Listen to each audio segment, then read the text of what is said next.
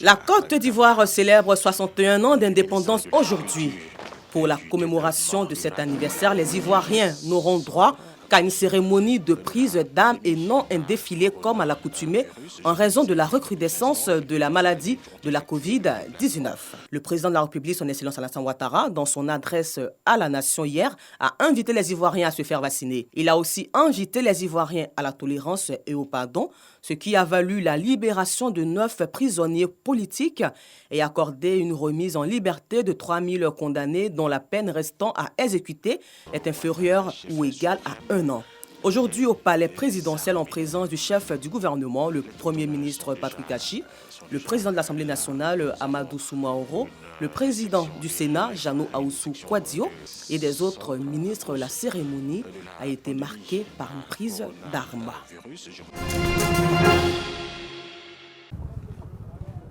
Mamadou Sanogo et Amouakon Ismaël sont 2 jeunes Ivoiriens qui ont conçu des casques solaires appelés casques terrés.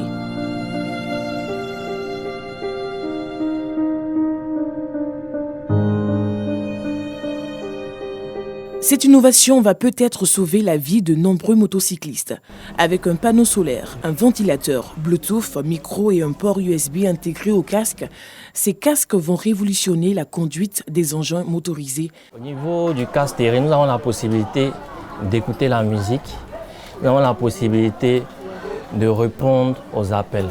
Mais la fonction que nous conseillons aux motocyclistes, de stationner d'abord avant de décrocher ces appels téléphoniques. Nous travaillons sur un système qui n'est pas encore actif, une intelligence artificielle, la voie terrée, qui va rappeler à chaque fois au motocycliste de stationner sa moto avant de décrocher ces appels téléphoniques. C'est en voyant certains motards prendre des risques avec leur smartphone au guidon que ces 2 inventeurs ivoiriens ont eu l'idée de créer ces casques. À moto, il suffit d'une seconde d'inattention pour que la vie du conducteur soit chamboulée. Généralement, le motocycliste est obligé de libérer sa main pour porter le micro vers sa bouche pour communiquer pendant qu'il conduit.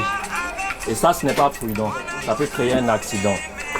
Alors, lorsque M. Sanogo Mamadou porte ce casque, lorsqu'il est en circulation, ses mains sont sur le volant. Il a une visibilité claire de la route. Donc, il est concentré. Et là, ça lui permet d'éviter les accidents.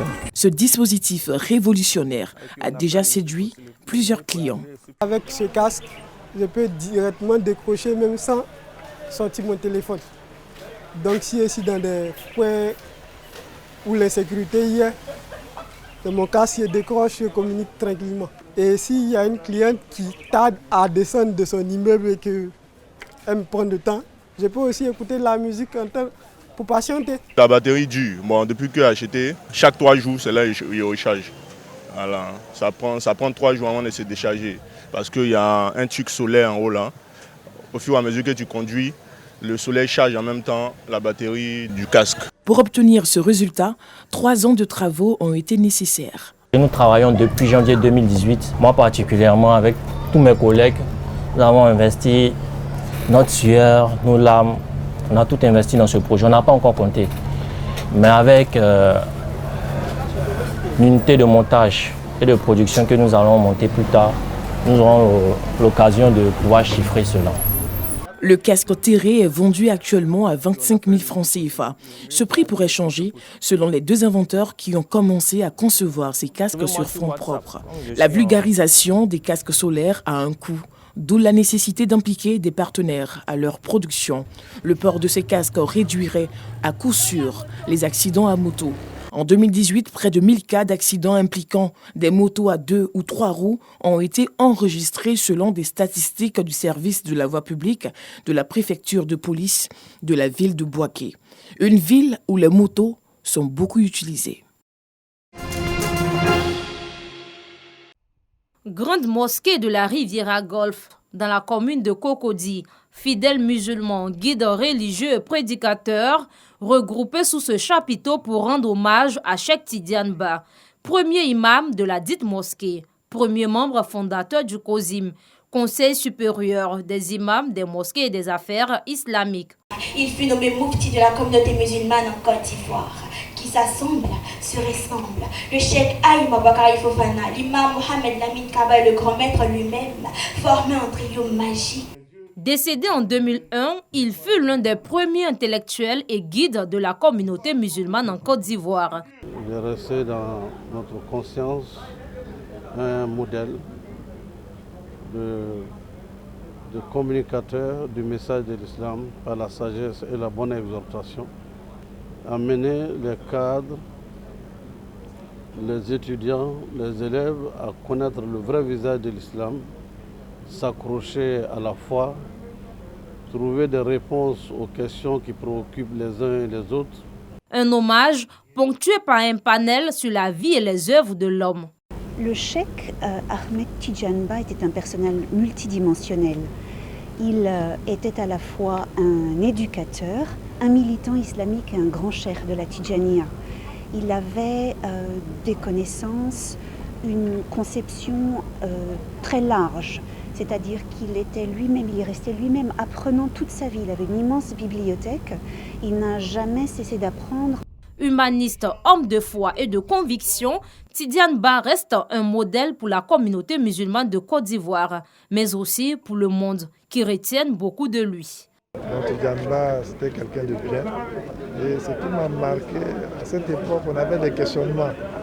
À chaque fois que j'avais des questions, je me retrouvais dans son salon et c'est toujours avec le sourire qu'il me recevait et qu'il répondait à mes questions. Né en 1932 à Bobo-Dioulasso au Burkina Faso, il fut également l'un des pionniers de l'enseignement confessionnel islamique. Cheikh Tidiane Ba repose depuis 20 ans maintenant dans l'enceinte de la grande mosquée de la Riviera.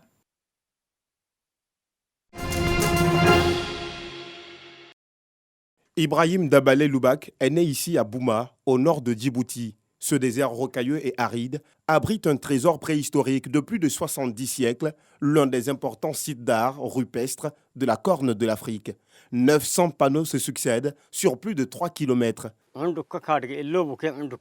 Je connais cet endroit depuis mon enfance. J'ai toujours vécu ici. Je connais chaque pierre, chaque recoin.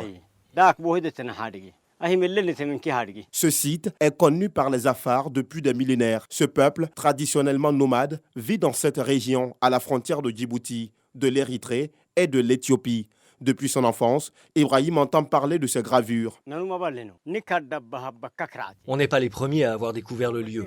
Nos grands-pères l'ont raconté à nos pères, puis nos pères nous l'ont raconté. C'est une connaissance qui se transmet de père en fils, et aujourd'hui, nous connaissons tous ce lieu.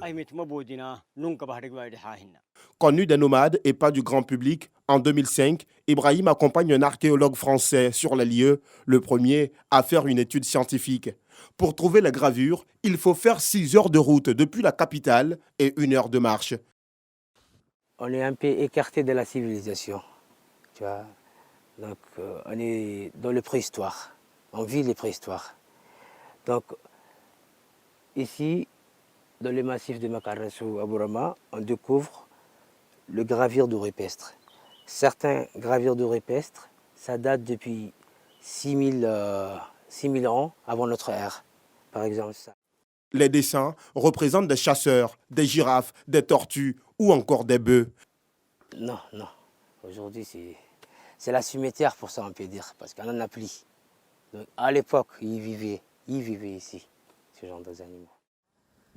Des animaux qui n'existent plus à Djibouti, aujourd'hui où le climat s'est réchauffé il y a plusieurs milliers d'années. Préserver ce site archéologique est primordial, mais les systèmes de protection sont quasi inexistants.